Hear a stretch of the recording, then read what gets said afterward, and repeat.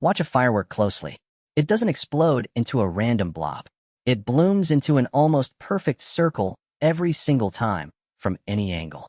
And that is absolutely not an accident. The secret isn't up in the sky. It's packed inside the shell before it ever launches. But first, how does the thing even get up there? A mortar tube blasts the shell hundreds of feet into the air using a lifting charge at the bottom. The real show doesn't start until it's way up there. Okay, now let's cut one open. Inside a classic round firework, there's no loose gunpowder sloshing around. It's a hollow ball, carefully packed with dozens of little pellets called stars. Each star is a pea-sized nugget of fuel and color. Think of them as the pixels that are about to paint the sky. And they're not thrown in randomly. The stars are arranged in an even sphere, lining the inside of the ball, like blueberries pressed neatly around the inside of a muffin. Then, dead in the center, sits the key player, the bursting charge. A little core of black powder whose entire job is to shove everything outward, all at once. Here's the first bit of magic. When that central charge ignites, it pushes every single star away from the exact same point, in every direction, at the exact same instant. And because they all start from one center and get the same shove, they all fly outward at roughly the same speed. Same starting point, same speed, every direction. Hold on to that. So what shape do you get when a swarm of points leaves one spot at the same speed in every direction? You get an expanding sphere. A perfect, growing ball of fire. And here's the punchline your eyes already know by heart. A sphere, seen from any direction, looks like a circle. From the front, the side, upside down. Always a circle. So that flawless ring in the sky is really a giant glowing ball of stars, launched from one center at one speed, and you're simply seeing its perfectly round silhouette. The physics underneath is beautifully simple. Each star is basically a tiny cannonball, and gravity tugs on all of them equally, so the ball stays round as it swells outward. But getting it that perfect is genuinely hard. If some stars are packed unevenly, or a few get a stronger push, the circle comes out lopsided, like a flower with a bald spot. So the pros pack the stars with almost obsessive symmetry. Japanese-style spherical shells are the gold standard, built so evenly they burst into circles crisp enough to look computer-drawn.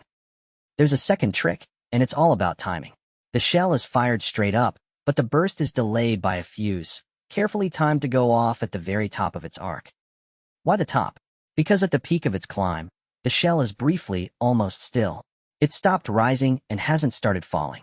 Bursting at that near-zero speed moment keeps the sphere from getting smeared by the shell's own motion.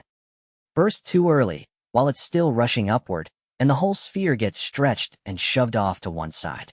Good timing is what turns a smear into a circle. So a perfect circle is really three things stacked together. Stars arranged in a sphere, one central charge pushing them out evenly, and a fuse timed to burst at the calm top of the arc. Okay, quick bonus, because I know you're wondering. Where do the colors come from? Each star is dosed with a specific metal salt, and burning metals glow in their own signature colors. Strontium burns red. Barium, green. Copper, a gorgeous blue that's famously tricky to get right. Sodium, a bright yellow. It's basically the periodic table putting on a light show.